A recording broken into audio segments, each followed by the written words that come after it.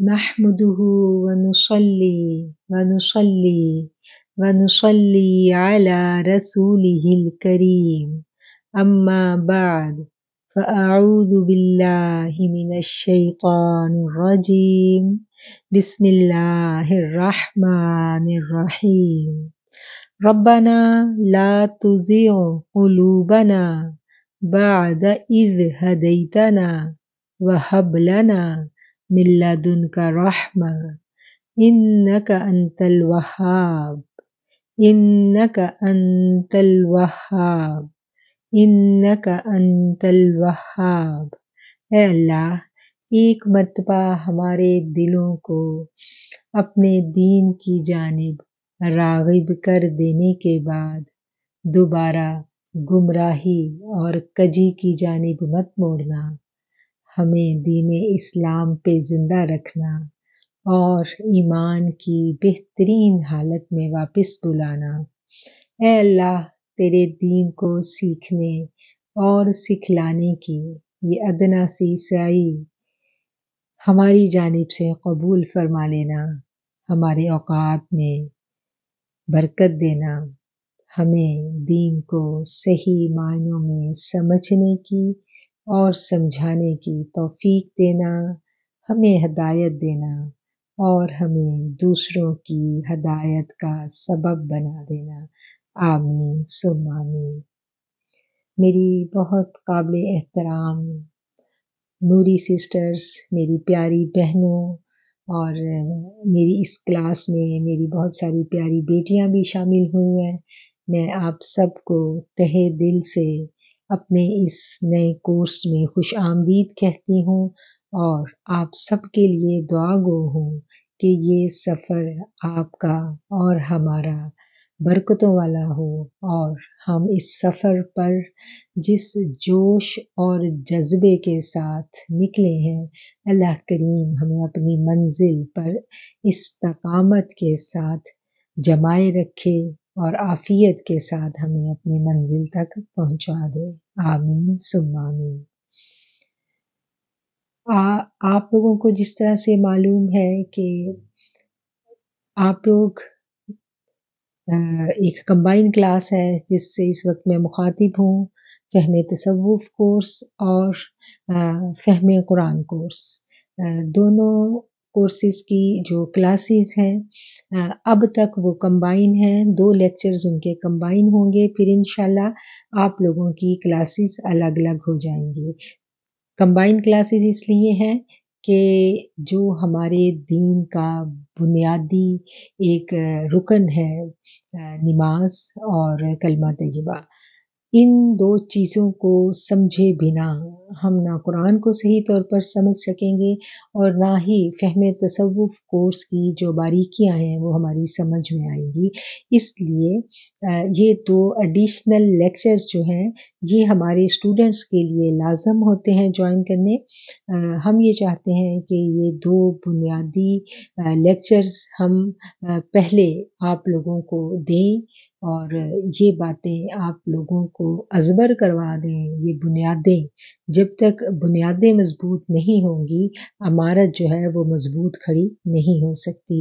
تو دین اسلام کی بنیاد کلمہ طیبہ ہے، کلمہ طیبہ پڑھ لینے کے بعد جب ہم دین اسلام میں داخل ہو جاتے ہیں تو ہم ایک حصار میں، ایک مضبوط قلعے میں آ جاتے ہیں۔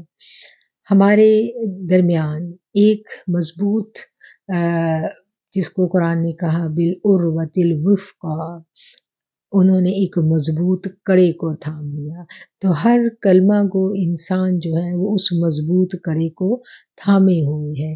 وہ مضبوط کڑا کیا ہے اور ہم اس کو کیسے تھامتے ہیں؟ کلمہ طیبہ پڑھنے کے بعد زندگیوں میں جو بنیادی تبدیلی ہے وہ کس طرح سے آتی ہے؟ اس چھوٹے سے کلمے کے الفاظ میں ایسی کیا قوت تھی جس نے مکہ کے سخت دل لوگوں کو ان سنگلاخ زمین پر آباد قبائل کو ایسا کر دیا کہ وہ پوری دنیا میں ایک منفرد مقام لے گئے۔ آج تک وہ صحابہ کرام جن کو صحابہ کرام کہا گیا، آج تک وہ آقا کریم علیہ الصلوۃ والسلام کے جان نثار ساتھی ہمارے لیے رول ماڈلز ہیں، اور وہ پاک بیبیاں جنہوں نے یہ کلمہ طیبہ پڑھا، اور وہ پاک مرد جنہوں نے یہ کلمہ طیبہ پڑھا، وہ عشرہ مبشرہ ہو گئے، ان کے ناموں کے ساتھ رضی اللہ تعالیٰ عنہ آ گیا، اللہ ان سے راضی ہو گیا، ان کے ناموں کے ساتھ لکھا جانے لگا۔ تو آج کے لیکچر میں ہم اس حقیقت کو سمجھنے کی کوشش کریں گے کہ ان الفاظ میں ایسی کون سی قوت تھی جنہوں نے ان کی زندگیوں کو بدل دیا، اور اگر آج ہماری زندگیوں میں اتنے سارے الجھاؤ ہیں اور اتنی ساری انگزائٹی اور پریشانی میں ہم لوگ مبتلا ہیں، آج کا مسلمان جتنا کنفیوز ہے، بلیو کریں آج ہماری نوجوان نسل اپنے اسلام کے ساتھ جتنی کنفیوز ہے کہ ان کو سمجھ نہیں آ رہی کہ وہ کہاں کھڑے ہیں۔ تو اس کنفیوژن کو دور کرنے کے لیے گوشہ نور جو ہے وہ اپنی کوششیں خلوص نیت کے ساتھ سر انجام دے رہا ہے، اور ہم اپنے محدود وسائل میں رہتے ہوئے اپنے کام کو انتہائی لگن کے ساتھ اور محنت کے ساتھ کرنے کی کوشش کر رہے ہیں۔ میرے ساتھ میری جو ساتھی خواتین ہیں، میں ان کی بھی شکر گزار ہوں اور ان کے لیے بے حد دعا گو ہوں کہ جس جان فشانی سے انہوں نے ان نئے کورسز کو شروع کروانے میں میری مدد کی، اللہ کریم ان کی اس تمام کاوش کو قبول فرمائے، آمین ثم آمین۔ اب ہم آتے ہیں اپنے موضوع کی طرف۔ تو کلمہ طیبہ کیا ہے؟ کلمہ طیبہ کی ابتدا لا سے ہوتی ہے۔ جب ایک شخص وہ نان مسلم ہے، اس کو ہم دعوت دیتے ہیں کہ تم مسلمان ہو جاؤ، تو وہ کہتا ہے کہ میں کیسے مسلمان ہوں گا، تو ہم اس سے اقرار کرواتے ہیں، اس کی زبان سے اقرار کروایا جاتا ہے۔ اقرار کیا کروایا جاتا ہے؟ اقرار سے پہلے انکار کروایا جاتا ہے۔ اقرار سے پہلے کیا کروایا جا رہا ہے؟ انکار کروایا جا رہا ہے۔ کس کا انکار کروایا جا رہا ہے؟ لا۔ کس کے لیے کہا جا رہا ہے؟ لا، کوئی نہیں ہے، الا اللہ، سوائے اللہ کے کوئی معبود نہیں ہے، کوئی عبادت کے لائق نہیں ہے سوائے اللہ کے۔ تو وہ کون ہے جس کی وہ عبادت کر رہا تھا، جس کی وہ پوجا کر رہا تھا؟ کون تھا اس کا الہ؟ اگر تو وہ بت پرست ہے تو ہم کہیں گے کہ بتوں سے انکار کر دو، ان کی نفی کر دو، تو آ جاؤ اللہ کی عبادت کرو۔ لیکن کلمہ تو بت پرست کے لیے خاص نہیں ہے، یہ تو ہر فرد کے لیے یہی کلمہ ہے۔ ایک شخص جو ہے وہ بتوں کو نہیں پوجتا، وہ تو توحید کا قائل ہے، موحد ہے۔ سب طرح کے لوگ تھے نا مکہ میں، اور آج بھی سب طرح کے لوگ ہیں۔ کچھ لوگ ہیں وہ بالکل خدا کے وجود کے ہی انکاری ہیں، اور کچھ لوگ ہیں جو خدا کو مانتے ہیں لیکن محمد صلی اللہ علیہ وسلم پر ایمان نہیں لاتے، جیسے دوسرے مذاہب کے لوگ، ہندو ہیں، بت پرست، یعنی ہر طرح کے لوگ ہیں۔ تو سب سے نفی کروائی جا رہی ہے۔ تو وہ کون ہے جس کی نفی کروائی جا رہی؟ چلے بت پرستوں کا تو ہم نے کہہ دیا، لیکن جو اللہ کو ماننے والا ہے اس سے بھی نفی کروائی جا رہی ہے، جو کسی کو بھی نہیں مانتا اس سے بھی نفی کروائی جا رہی ہے کہ کوئی نہیں ہے۔ وہ تو کہتا ہے کہ میں تو کسی کی بھی پوجا نہیں کر رہا، تو اس سے کس کا انکار کروایا جا رہا ہے؟ یہ قابل غور بات ہے نا۔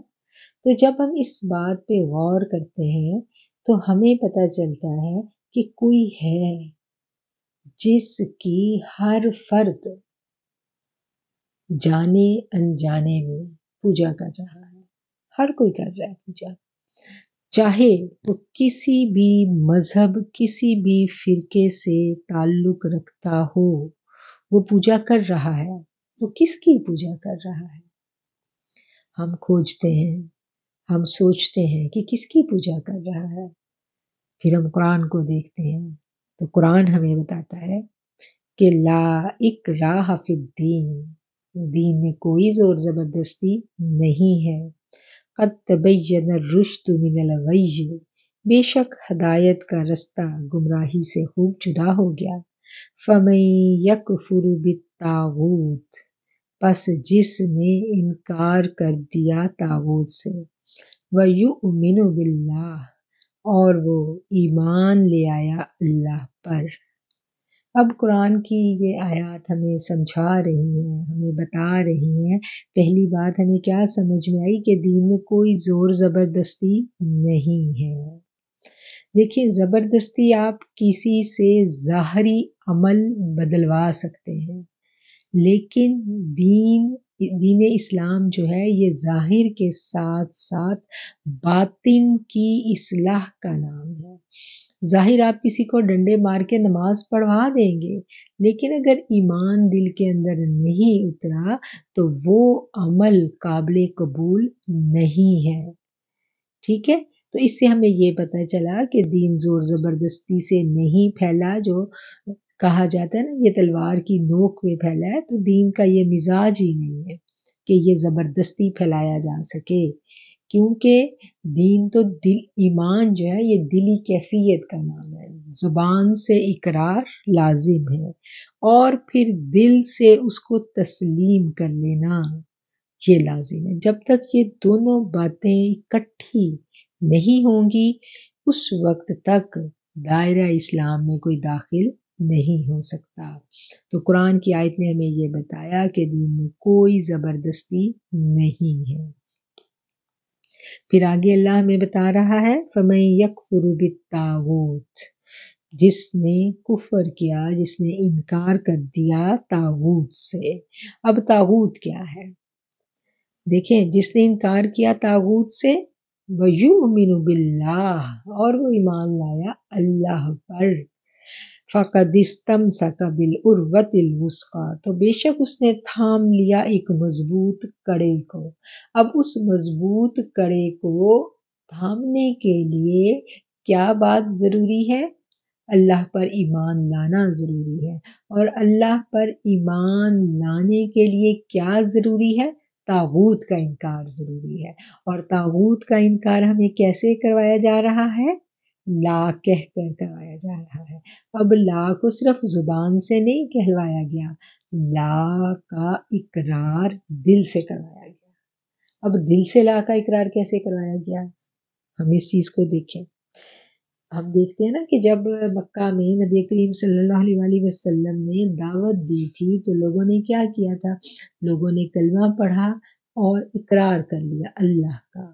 جب انہوں نے انکار کیا تو انہوں نے واقعتاً انکار کیا، انہوں نے اپنی ہر خواہش کا انکار کیا اور اپنی ہر خواہش کو نبی کریم صلی اللہ علیہ وآلہ وسلم کے عمل کے تابع کر دیا۔ ٹھیک ہے، اپنی خواہشات کو کس کے تابع کر دیا؟ آقا علیہ الصلوۃ والسلام کے حکم کے تابع کر دیا، اپنی خواہش نفس کی نفی کر دی، اور جو نبی کریم صلی اللہ علیہ وسلم نے کہا انہوں نے وہی کیا۔ تو ہمیں یہ پتہ چلا کہ مسلمان ہونے کے لیے خواہش نفس کی نفی ضروری ہے۔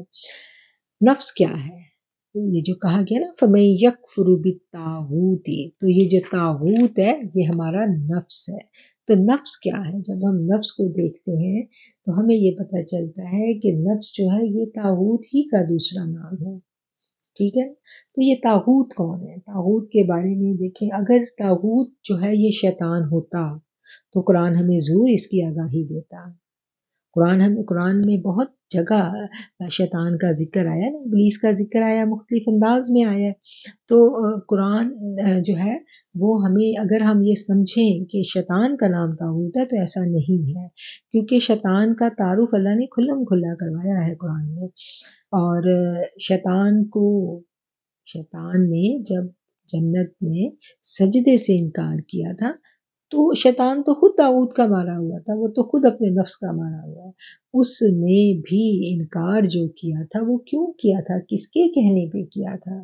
قرآن ہی اس کا جواب دیتا ہے، وَإِذْ قُلْنَا لِلْمَلَائِكَةِ اسْجُدُوا، اور جب ہم نے کہا فرشتوں سے کہ تم سجدہ کرو آدم علیہ السلام کو، فَسَجَدُوا، تو سب نے سجدہ کیا، إِلَّا ابلیس، سوائے ابلیس کے، وَاسْتَكْبَرَ، اور تکبر کیا۔ یہاں یہ بات بڑی قابل غور ہے، اس نے کیوں انکار کیا؟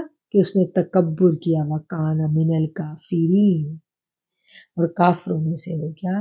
اب اس کے انکار کی وجہ جو تھی وہ اس کے اندر چھپا وہ تکبر تھا، اس کے اندر کوئی تھا جو اپنی منمانی چاہتا تھا اور اپنے آپ کو بڑا مانتا تھا کہ میں بہت بڑی شے ہوں۔ تو جو یہ نفس ہے یہ اس کے اندر بھی موجود تھا۔ تو ہم دیکھتے ہیں کہ ہمارے اندر بھی ہر وقت کوئی بولتا رہتا ہے، ہم تنہا ہوتے ہوئے بھی تنہا نہیں ہوتے۔ یہ جو ہمارے اندر دو چیزیں اللہ نے پیرالل رکھی ہیں، ایک خیر اور ایک شر، یہ دونوں چیزیں موجود ہیں ہر وقت۔ آپ دیکھیں ایک ہمارے اندر سے ایک پازیٹیو آواز آتی ہے اور ایک نیگیٹو آواز آتی ہے۔ تو یہی جو نفس ہے جو ہمارے اندر موجود ہے یہی طاغوت ہے، ٹھیک ہے۔ اور طاغوت جو ہے یہ ہر حال میں ہر فرد کے اندر جو موجود ہے، یہ کیا ہے کہ یہ ہر حال میں انسان کے اوپر اپنی حکمرانی چاہتا ہے، یعنی جسم جو ہے، جسم کے اوپر یہ اپنی حکمرانی چاہتا ہے اور اپنی بڑائی چاہتا ہے۔ اور یہی بڑائی، یہی تکبر تھا جس کو آدم کو سجدہ کرنے سے جب انکار کیا تھا ابلیس نے، تو یہی تکبر تھا نا، اور اس تکبر نے اس کو کیسے راندہ درگاہ کر دیا۔ تو ہمیں یہ سمجھ آئی کہ ہمیں جس چیز کی نفی کروائی جا رہی ہے کلمے کی لا سے، وہ ہمارے اندر موجود طاغوت ہے، اسی طاغوت کا دوسرا نام نفس ہے۔ اب ہم دیکھتے ہیں کہ نفس جو ہے، یہ نفس اصل میں ہے کیا؟ تو جب اللہ کریم نے انسان کا پتلا بنایا، ہمیں پتہ چلتا ہے نا کہ انسان کی جو تخلیق ہوئی تھی یہ مٹی سے ہوئی ہے، ٹھیک ہے، پتلا بنایا گیا، اور پھر اللہ نے کیا کیا؟ اللہ کہتا ہے کہ میں نے اس میں اپنی روح پھونک دی، وَنَفَخْتُ فِيهِ مِن رُوحِي، تو اس میں نے اپنی روح پھونک دی، اور جب روح پھونکی تو ایک چیز وجود میں آئی۔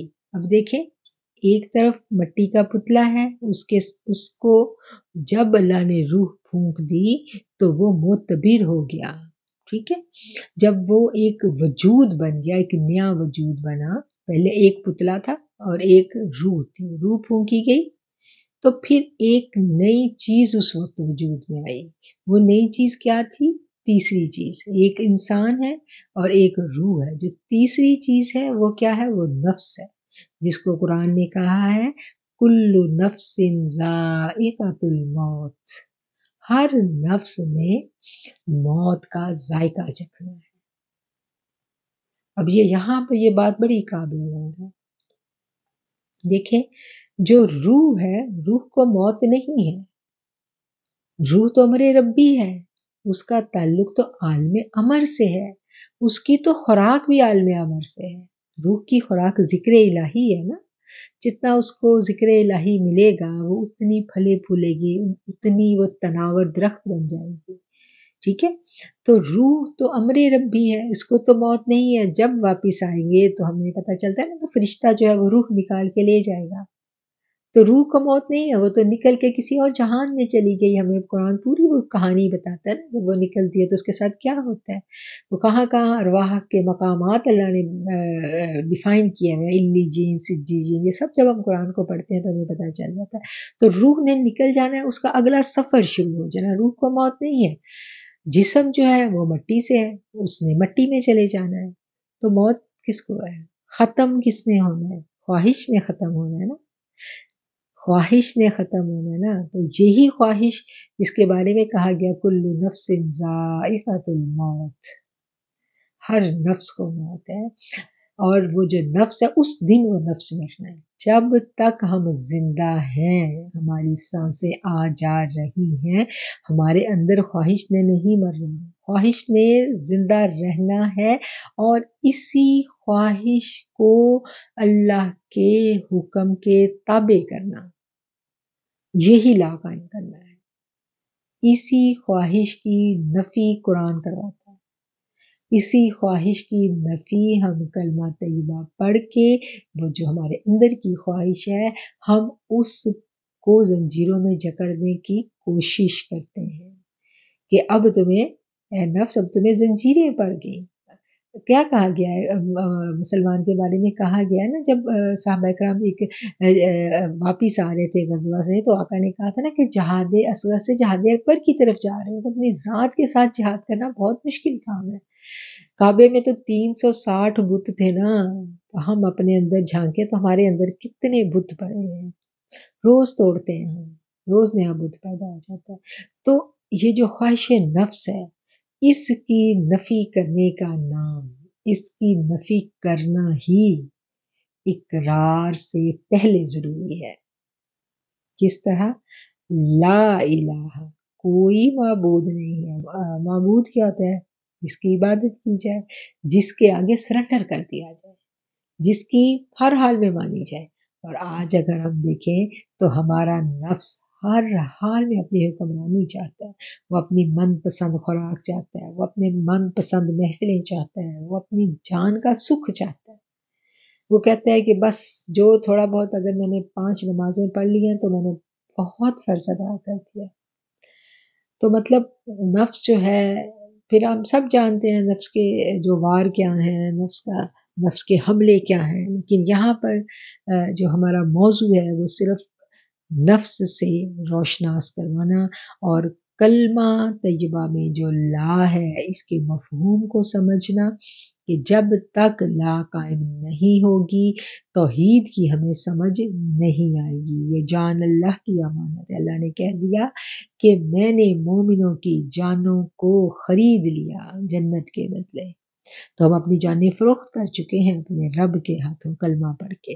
اب اس جان پر اگر حکم چلے گا تو وہ اللہ کا چلے گا، اگر اس جان پہ اللہ کا حکم نہیں چل رہا تو پھر مجھے بتائیں کہ پھر کیا کلمے کا حق ادا ہو رہا ہے؟ تو ہمارا تو پہلا سبق یہ ہے دائرہ اسلام میں داخل ہونے کے لیے، سب سے پہلی بات جو ہمیں سکھائی گئی وہ کیا سکھائی گئی؟ کہ وہ نفی، کوئی نہیں ہے، کوئی معبود نہیں ہے، کوئی رسم، کوئی رواج اگر دین کے بنیادی عقائد سے ٹکرا رہا ہے تو وہ قابل قبول نہیں ہے۔ یہاں یہ بات بھی ایک بہت قابل غور بات ہے کہ بنیادی عقائد سے، اللہ کے جو لازمی احکامات ہیں ان سے ٹکراؤ، ٹھیک ہے؟ تو ان سے اگر ٹکراؤ ہے تو وہ پھر قابل قبول نہیں ہے۔ اب ہمیں یہ بات سمجھ میں آ گئی کہ لا کی حقیقت کیا ہے۔ روح جو ہے نا، یہ روح جب اللہ نے پیدا کی، نفخت فیہ من روحی، روحیں پہلے اللہ نے پیدا کی نا، تو جب اللہ نے روح پیدا کی تو اس نے اپنے رب کو سنا۔ سب سے پہلے روح نے کیا کیا تھا؟ اپنے رب کو سنا تھا نا۔ اسی لیے کہا جاتا ہے کہ جب رب کی بات ہو تو دھیان سے متوجہ ہو کے سنو، اور یہ انسان کے اندر ایک آٹومیٹکلی ایک یہ خود کار سسٹم ہے انسان کا کہ جب جب اللہ کی بات ہوتی ہے نا تو اندر سے روح متوجہ ہوتی ہے، جی چاہتا ہے کان لگا کے ہم سنیں۔ تو روح نے اپنے رب کی آواز سنی، میرے رب نے ان سے کہا الست بربکم، تو روح نے کہا قالوا بلی، ٹھیک ہے، روح نے سنا، اپنے رب کو سنا۔ ایک روح ہے اور ایک جسم ہے، اور تیسری چیز کیا ہم نے ابھی تیسری چیز کے بارے میں ہم نے ابھی کیا جانا؟ تیسری چیز نفس تھی، اور ہمیں پتہ چلا کہ اس نفس کو موت ہے، کل نفس ذائقۃ الموت، موت کس کو آنی ہے؟ خواہش کو آنی ہے۔ مردہ جب پڑا ہوتا ہے تو اس کی خواہشیں ختم، اس بیچارے کے ساتھ جو بھی کرو، ہمیں حدیث سے ملتا ہے نا کہ وہ تو سب کچھ سن رہا ہوتا ہے لیکن خواہش ختم ہو چکی ہے، وہ بول نہیں سکتا، وہ سب کچھ سہ رہا ہوتا ہے۔ تو کیا ہے، روح اوپر چلی گئی اور انسان جو ہے بدن مٹی میں چلا گیا، اور نفس جو ہے اس کو موت آ گئی۔ اب کیا ہے کہ انسان کے اندر اس کی جب تک روح موجود ہے، اور روح کے اوپر پھر ہم آگے دیکھتے ہیں، پھر اندر جو دو چیزیں پیرالل موجود ہیں، روح کے اوپر اس دنیا میں آنے کے بعد بہت سارے حجابات آ گئے، اور دوسری طرف جو ہے جب یہ حجابات آ گئے تو وہ بھول گئی سب کچھ۔ آج ہم بھولے ہوئے ہیں نا، اپنے رب کو بھولے ہوئے ہیں۔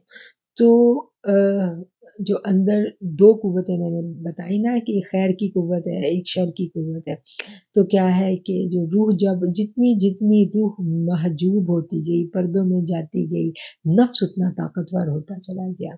تو اب ہم جب کلمے پہ غور کرتے ہیں تو ہمیں یہ پتہ چلتا ہے کہ ہم نے اپنی روح کو تقویت دینی ہے اور اپنے نفس کو کمزور کرنا ہے، اس خواہش کو کمزور کرنا ہے، اور اس کے لیے محنت روح پہ کرنی ہے۔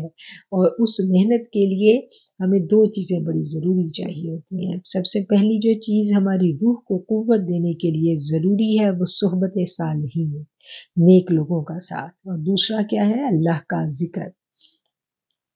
یہ دو چیزیں جب ہمیں میسر آ جاتی ہیں تو پھر کیا ہے کہ پھر ہماری روح جو ہے وہ قوت پکڑ لیتی ہے۔ صحبت صالحین جو ہے اس سے ہم سیکھتے ہیں اپنی ذات کو پہچاننا، اپنے نفس کو پہچاننا۔ یہ سفر جو ہے، یہ سیکھنے کا جو عمل ہے، اس کے لیے ہمیں کسی نہ کسی کی اتباع قبول کرنی پڑتی ہے۔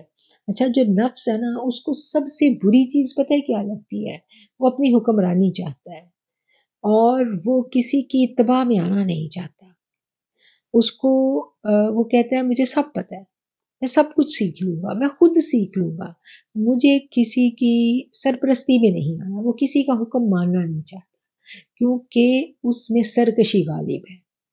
تو اسی لیے کہا جاتا ہے کہ جب دین کا علم ہم نے سیکھنا ہے تو وہ کتابوں سے نہیں ملے گا، اس کے لیے ہمیں کسی نہ کسی استاد کی ضرورت ہوتی ہے۔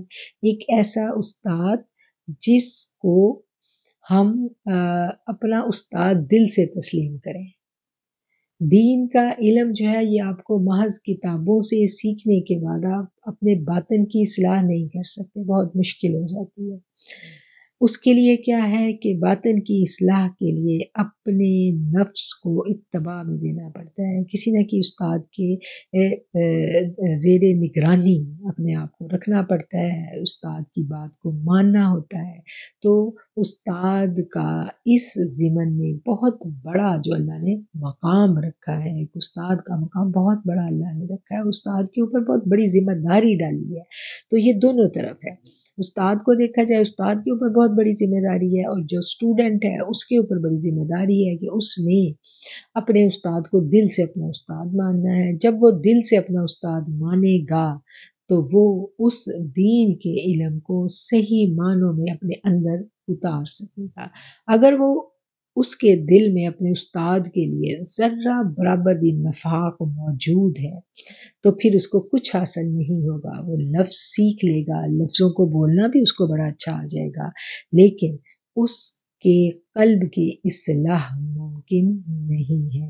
باطن کی اصلاح کے لیے اپنے دل سے اپنے استاد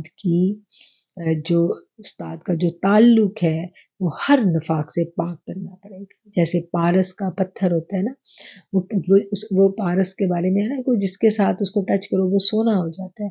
تو ایک ڈبے میں اگر آپ پارس کو رکھ دیں اور دوسرا پتھر رکھ دیں تو ان کے درمیان ایک باریک سا ریپنگ پیپر اگر ہو، بالکل باریک، تو تب بھی وہ سونا نہیں بنے گا۔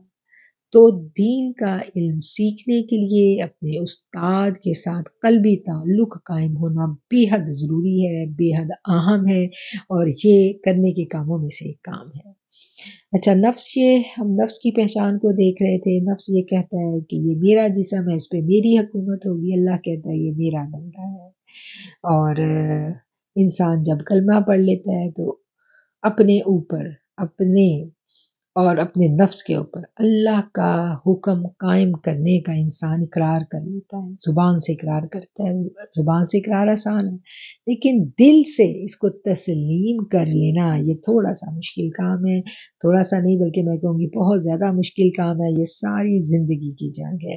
اور جب وہ دل سے تسلیم کر لیتا ہے تو پھر ایمان اس کے دل میں اتر جاتا ہے۔ پہلے وہ کیا تھا؟ پہلے وہ صرف مسلمان ہوا تھا، متی ہوا تھا، ایمان والا نہیں ہوا تھا۔ قرآن میں یہ دو اصطلاحیں آتی ہیں۔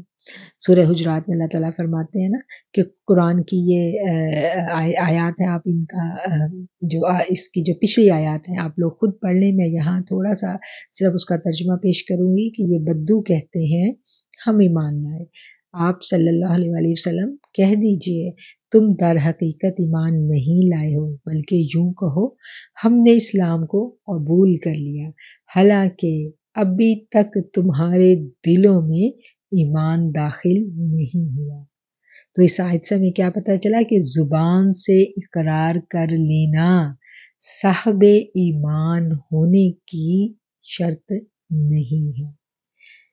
زبان سے اسلام کو قبول کر لینے والا صاحب ایمان نہیں ہو سکتا۔ صاحب ایمان ہونے کے لیے کیا بات ضروری ہے؟ دل سے تسلیم کرنا، ٹھیک ہے، وہی والی بات جو ابھی ہم پیچھے اس کو ڈسکس کر کے آئے ہیں۔ اب ہم دیکھتے ہیں کہ جو کفر ہے اس کی بھی دو قسمیں ہیں۔ ایک قسم کیا ہے؟ ایک ظاہری کفر ہے، یعنی ہم کھلم کھلا انکار کر دیتے ہیں، ٹھیک ہے، یا ایک ظاہری شرک جس کو ہم کہہ دیں کہ کھلم کھلا کسی بارے میں جو ہے ہم اس بات کا اعلان کر دیتے ہیں لوگ، اللہ کی صفات میں، اللہ کی ذات میں کسی کو شریک ٹھہرانا، یہ تو ظاہری ہو گیا، ٹھیک ہے۔ اور دوسری قسم کیا ہے؟ دوسری ہے شرک خفی کی یا باطنی کفر کی۔ اب دیکھنے میں ہمیں لگ رہا ہے کہ جو ظاہری کفر ہے وہ زیادہ خطرناک ہے، حالانکہ در حقیقت باطنی کفر بہت خطرناک ہے۔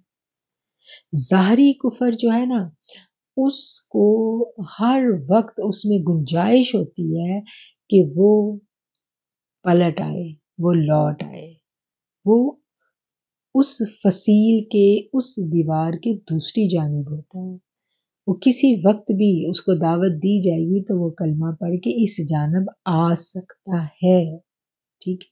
لیکن جو شرک خفی والے، کفر خفی والے، باطنی کفر والے لوگ ہیں وہ بہت خطرناک ہوتے ہیں، اپنے لیے بھی اور دوسروں کے لیے بھی۔ ظاہری کفر یا شرک جو ہے نا وہ اتنا خطرناک نہیں ہے، کیونکہ اس میں حق کو تسلیم کرنے کی کیپیسٹی ہمیشہ رہتی ہے۔ باطنی کفر بہت خطرناک ہے، یہ کبھی بھی حق کو قبول نہیں کرتا، اور یہی نفاق ہے۔ اور منافق جو ہے، اس کی جب ہم اسلام میں پڑھتے ہیں، تاریخ اسلام میں پڑھتے ہیں، تو منافق کی جو تشریح ہمیں کی گئی ہے، منافق کا جو تعارف ہمیں کروایا گیا وہ بے حد خطرناک ہے۔ ہم دیکھتے ہیں عبداللہ بن ابی جو منافقین کا سردار تھا، جب وہ دنیا سے گیا تو اس کا بیٹا جو تھا وہ ایمان والا تھا، وہ آقا علیہ السلام کے پاس آیا، اس نے آ کے حضور پاک صلی اللہ علیہ وسلم سے کہا اس کا جنازہ پڑھایا، آپ نے اس کا جنازہ پڑھایا۔ اب بیٹے کو پتا تھا کہ میرے باپ نے کیا کیا زندگی میں جو ہے وہ کام کیے ہیں، اس نے آقا سے کہا کہ ان کے لیے دعا کریں، اور آپ نے اس کے لیے اس کی قبر پہ کھڑے ہو کے دعا بھی کی، میرے آقا تو رحمت للعالمین ہے، آپ تو سراپے رحمت ہے، تو آپ نے رحمت کی، اس کے لیے دعا کی، اور پھر آپ نے اپنا لب مبارک بھی اس کے منہ میں ڈالا، تو وہی آ گئی تھی کہ اے نبی اگر 70 بار بھی اس کے لیے دعا کرو گے تو دعا قبول نہیں ہوگی۔ منافق رد کر دیا جاتا ہے، منافق کے لیے اللہ کا بڑا غضب ہے۔ منافقین کے لیے قرآن میں بڑے سخت الفاظ استعمال کیے ہیں کہ کیسے منافقین جو ہیں وہ جہنم کے نچلے درجوں میں ہوں گے۔ منافق جو ہے وہ مشرک اور کافر سے بھی زیادہ اس کے لیے سخت الفاظ آئے ہیں، ٹھیک ہے۔ تو اسلام قبول کر لینے کے بعد دو ہی رستے ہیں، یا تو آپ مسلمان ہیں یا آپ کافر ہیں۔ کافر سے آپ مسلمانی میں آ گئے، لیکن اگر آپ اسلام قبول کر لینے کے بعد اسلام دل کے اندر آپ نہیں اتار پائے تو وہ لمحہ بڑا خطرناک ہے، لمحہ فکریہ ہے، غور کرنے کی بات ہے کہ ایمان ہمارے دل میں اترا ہے، کہیں ہمارے قلب کی زمین جو ہے وہ بھی نفاق والی زمین تو نہیں ہے۔ جس قلب کی زمین میں نفاق موجود ہوتا ہے اس کو ہدایت نہیں ملتی، وہ بخشا بھی نہیں جاتا، اور اس کے لیے آقا کریم کے لیے جب میرے آقا رحمت للعالمین صلی اللہ علیہ وسلم نے منافق کے لیے دعا کی تو اللہ نے کیا الفاظ کے، قرآن کھول کے پڑھ لیجئے گا، تو کیا ہے کہ یہ نفاق کو دل سے نکالنا، نفاق سے دل کو پاک کرنا، یہی اصل میں لا قائم کرنا ہے، اور یہی اصل میں جس کو ہم شرک خفی کہتے ہیں نا، یہی اصل میں شرک خفی ہے، اور جب تک یہ قائم نہیں ہوگا تب تک کیا ہے کہ یہ والی جو آیت ہے نا فَقَدِ اسْتَمْسَكَ بِالْعُرْوَةِ الْوُثْقَىٰ، کہ اس وقت تک ہم اس مضبوط کڑے کو، مضبوط حصار کو نہیں تھام سکیں گے۔ اللہ نے اس میں جو اس سے پہلے جو آئی تھی اس میں کہا تھا نا کہ جس نے انکار کیا طاغوت کا، یعنی پہلے انکار ہے، انکار کرنا ہے، ٹھیک ہے، اور اس کے بعد پھر کیا ہے کہ جب انکار کر دیا تو پھر ایمان لے آئے، پھر ایمان مکمل ہو گیا، پھر مومنین میں آ گئے، جب مومنین میں آ گئے تو پھر اس مضبوط کڑے میں آ گئے، جب مضبوط کڑے میں آ گئے تو ایمان والے ہو گئے۔ اور ایمان والوں کے بارے میں میرا رب کیا کہتا ہے؟ فَلَا خَوْفٌ عَلَيْهِمْ وَلَا هُمْ يَحْزَنُونَ، کہ نہ ان کو کوئی خوف ہوگا اور نہ وہ غمگین ہوں گے۔ اور آج ہم دیکھتے ہیں کہ ہم سر سے پاؤں تک خوف میں ہیں، ڈر میں ہیں، کہیں بیماریوں کا خوف، کہیں مر جانے کا خوف، خوف ہی خوف، خوف ہی خوف، غم ہی غم ہمیں کھائے جا رہے ہیں، انزائٹی، ڈپریشن، یہ سب کیا ہے؟ یہ مومن کی شان ہی نہیں ہے۔ تو اگر ان سب میں ہم مبتلا ہیں اور انفارچونیٹلی کوئی نہ کوئی مسائل تو ہماری زندگیوں میں سمٹمز ہیں، تو یہ لمحہ فکریہ ہے، ہمیں غور کرنا ہے کہ ہمارے ایمان میں کہاں کمی ہے۔ تو یہی ہم مل بیٹھ کے اس کلاس میں غور کریں گے اور اپنی اصلاح باطن کی پوری ہم کوشش کریں گے کہ ہم نے اس سفر میں کیسے اپنی اصلاح کرنی ہے اور کیسے ہم نے آگے جانا ہے۔ رسول اللہ صلی اللہ علیہ وآلہ وسلم نے ارشاد فرمایا کہ مجھے تمہارے بارے میں ڈر ہے کہ تم شرک خفی کرنے لگو گے۔ صحابہ نے عرض کی یا رسول اللہ یہ کیسے؟ آپ صلی اللہ علیہ وآلہ وسلم نے فرمایا ریاکاری سے، کہ دکھاوے کے اعمال، ریاکاری، یہ بھی شرک خفی ہے۔ اور روز قیامت آپ نے فرمایا کہ اعلان کر دیا جائے گا کہ جاؤ ان کے پاس جن کے لیے تم دنیا میں دکھلاوے کے نیک عمل کرتے تھے۔ تو ہمیں یہ سمجھ آئی کہ ایمان جو ہے وہ اپنی نیت کی رکھ کا نام ہے، اور ایمان کے لیے ہر خواہش کی نفی ضروری ہے۔ کلمہ پڑھ لینے کے بعد ہر شخص جو ہے وہ دائرہ اسلام میں تو داخل ہو جاتا ہے، لیکن کیا ہر کلمہ گو صاحب ایمان ہے؟ یہ بات قابل غور ہے۔ دین جو ہے، اس دین اسلام جو ہے، اس میں شریعت کی پابندی اور عقیدے کی درستگی، یہ بڑی ایک بنیادی چیز ہے۔ اگر ہم بہت ساری عبادات کر رہے ہیں، بہت سارے نیک عمل کر رہے ہیں، لیکن ہمارا عقیدہ درست نہیں ہے، ایمان دلوں میں نہیں اترا، نماز اگر ریا کی نماز ہے، دکھلاوے کی نماز ہے، تو پھر وہ نماز قابل قبول نہیں ہے۔ ظاہری عمل کے ساتھ باطنی جو ہماری نیت کی درستگی ہے وہ اسلام میں بنیادی حیثیت رکھتی ہے۔ اور شرک خفی جو ہے یہ بہت خطرناک چیز ہے، بے حد خطرناک چیز ہے۔ عقیدہ توحید کو سمجھنے کے لیے ہمیں شرک خفی کو سمجھنا بڑا ضروری ہے کہ شرک خفی کیا ہے۔ میرے آقا کریم علیہ السلام نے ارشاد فرمایا تھا نا کہ مجھے اپنی امت سے حدیث کا مفہوم بیان کر رہی ہوں کہ میری امت، مجھے اپنی امت سے یہ توقع نہیں ہے، یہ امید نہیں ہے کہ وہ پتھر کے الہ بنا لے گی اور ان کی پوجا کرے گی، بلکہ مجھے اپنی امت سے یہ ڈر ہے کہ وہ اپنے نفس کو اپنا الہ بنا لے گی۔ تو آج ہم دیکھیں گے کہ آج ہم اپنے نفس کی پوجا ہی کر رہے ہیں کہ نہیں کر رہے ہیں۔ ہم اس بات پہ غور کریں کہ صبح سے شام تک ہم اپنے نفس کی پیروی میں لگے ہوئے ہیں۔ جی چاہ رہا ہے یہ کر لوں، جی چاہ رہا ہے یہ کر لوں، میرا جی ہے یہ کر لوں، میرے دل میں یہ بات، میرے دل کی یہ خواہش ہے، صبح سے شام تک یہی ہے نا۔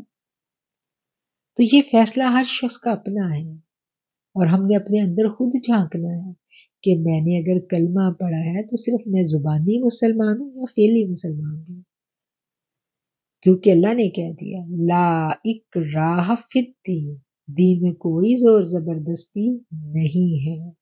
کیا آج تک صرف ہم پیدائشی مسلمان تھے؟ کبھی ہم نے دل کی زبان سے کلمہ پڑھا؟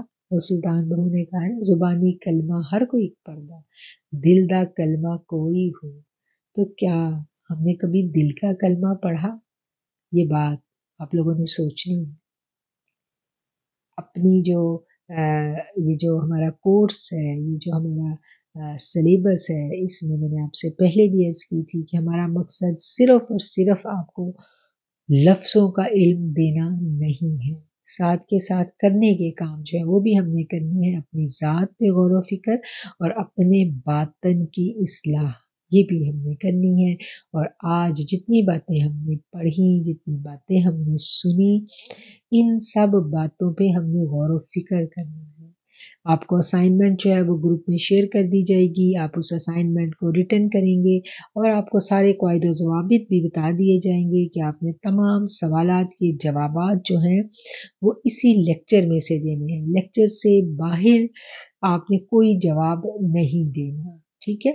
تو جتنی یہ باتیں ہم نے کی ان سب کو آپ نے غور سے دھیان سے سننا ہے۔ آبجیکٹیو ٹائپ سوالات ہوں گے، ان کے شارٹ آنسرز دینے ہیں، لمبے جوابات زیادہ ڈیٹیل میں ہم آپ سے نہیں پوچھ رہے، جتنا پوچھا جائے گا آپ نے اتنا جواب دینا ہے۔ آپ نے اپنے وقت کا بھی خیال رکھنا ہے اور ہمارے وقت کا بھی خیال رکھنا ہے۔ اللہ کی ساری باتیں بڑی پیاری ہیں، جی چاہتا ہے کہ ہم اللہ کی باتیں کرتے چلے جائیں، لیکن کچھ حدود و قیود ہوتی ہیں، کچھ قواعد و ضوابط طے کیے جاتے ہیں۔ جب ہم کوئی کام پراپرلی کرتے ہیں، کچھ سیکھنے کا عمل یا کوئی کلاس کا ماحول جب ہم ڈیولپ کرتے ہیں تو اس کے لیے پھر ایک سلیبس مرتب کیا جاتا ہے، تو اسی سلیبس کے اندر رہ کے آپ نے اپنی اسائنمنٹ کو اٹیمپٹ کرنا ہے، غیر ضروری باتیں اندر نہیں کرنی، جو آڈیو بھی ہو اس میں کسی طرح کی تشہیر کی اجازت نہیں ہے، کسی بات کی، بھلے آپ کوئی نیکی کا کام کر رہے ہیں لیکن اس کے لیے اور بہت سارے پلیٹ فارم ہیں جہاں پر آپ اپنی اس نیکی کے کام کے لیے ایڈورٹائزمنٹ کر سکتے ہیں۔ ہمارے گروپ میں، ہمارے کورس میں، ہمارے چینل پہ کسی طرح کی ایڈورٹائزمنٹ کی اجازت نہیں ہے۔ ہمارے گروپ میں کسی طرح کا آپ اپنا جو بھی اچھا کام کر رہے ہیں اس کو آپ ایڈورٹائزمنٹ انفارچونیٹلی نہیں کر سکتے، ٹھیک ہے؟ اس بات کا آپ سب نے خیال رکھنا ہے۔ جن لوگوں نے یہ کیا ان کو ہم نے انفرادی طور پر بھی میسیجز کر دیے ہیں، اور آئندہ باقی سب سسٹرز نے اس چیز کا خیال رکھنا ہے۔ لیکچر کو آپ نے سن لیا، اپنے الفاظ کو میں نے سمیٹ دیا، اب آپ کے ساتھ میں جو اس کو اٹیمپٹ کرنے کی باتیں ہیں وہ کر رہی ہوں، ان پہ آپ نے غور کرنا ہے کہ اسائنمنٹ کو اٹیمپٹ کرنے کے لیے تمام سوالات کے جوابات صرف اور صرف لیکچر میں سے ہوں گے، ٹھیک ہے؟ یہ بات بہت دھیان سے آپ نے کرنی ہے، اور صرف آپ نے زبانی جواب نہیں دینے، اپنے دل سے بھی ان سوالات کے جوابات پوچھنے ہیں، ٹھیک ہے؟ اور اپنے دل کی آواز آپ نے خود سننی ہے، یہ آپ کا اور آپ کے رب کا معاملہ ہے، اور یہ ایک کرنے کے کاموں میں سے کام جو ہے یہ آپ کا رب چیک کرتا ہے، ٹھیک ہے؟ آپ کا اور آپ کے رب کا تعلق ڈیولپ ہوگا اس سے، کیونکہ آپ جو علم دین سیکھنے آئی ہیں یہ آپ اپنے اللہ کے لیے آئی ہیں، اور اس کا اجر آپ کو اللہ دے گا، اور اللہ نے آپ کے لیے بہت بڑی وعدے دی ہیں۔ اللہ کہتا ہے کہ سمندر میں مچھلیاں اور بلوں میں چیونٹیاں آپ لوگوں کے لیے دعا کر رہی ہیں۔ آپ لوگوں نے جو اتنی دیر یہ سب علم کے حصول میں ٹائم صرف کیا تو یہ آپ کو کتنے بلند مرتبے پہ لے گیا۔ ایک طالب علم کے قلم کی سیاہی شہید کے خون سے زیادہ افضل ہے، حدیث کا مفہوم ہے، کیونکہ طالب علم جو ہے علم کا حصول ہی انسان کو انسانیت سے آگاہ کرتا ہے۔ تو اپنی ذات پہ بہت توجہ دیں، اپنے مرتبے کو پہچانیں، اور اپنے مرتبے کو پہچان کر اس کورس میں رہیں۔ اگر سمجھ میں بات نہ آئے تو بھلے چھوڑ جائیں، کوئی بات نہیں، لیکن اگر رہنا ہے تو پورے خلوص نیت کے ساتھ رہیں، بلیو کریں آپ کو بہت کچھ عطا ہوگا، بہت کچھ ملے گا۔ میری ڈھیروں دعائیں آپ کے لیے، اور میں اپنے لیکچر کو ختم کرنے سے پہلے آپ کو چند اشعار جو ہیں وہ بابا بلے شاہ کے سنانا چاہوں گی۔ سارے کا سارا جو دینی رموز جو ہیں ان کا خلاصہ ہمیں صوفیہ کرام کی شاعری میں ملتا ہے۔ تو بابا نے کہا کہ مکے گیا گل مکدی نہیں، پاویں 100 جمعے پڑھ آئیے، گنگا گیا گل مکدی نہیں، پاویں 100 غوطے کھائیے، بلے شاہ گل ادوں مکڑی جدوں میں نوں دلوں مکائیے۔ تو یہ میں ہی خواہش نفس ہے۔ تو اس کے ساتھ میں آپ لوگوں سے اجازت چاہتی ہوں، ڈھیروں دعائیں آپ کے لیے۔ السلام علیکم ورحمۃ اللہ وبرکاتہ۔